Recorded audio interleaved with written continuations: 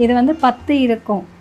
2 4 6 8 10. கோமதி சக்கரம் கூட பார்த்திங்கன்னா 2 4 6 8 10 இந்த மாதிரி இருக்கும். நடுவில் வந்து பூவைங்க.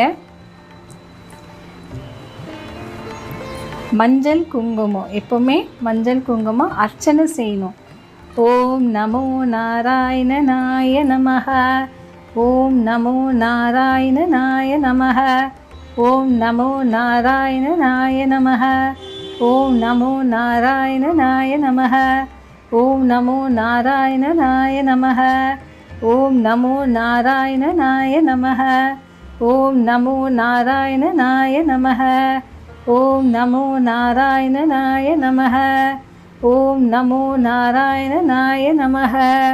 ஓம் ஸ்ரீ நமோ நாராயண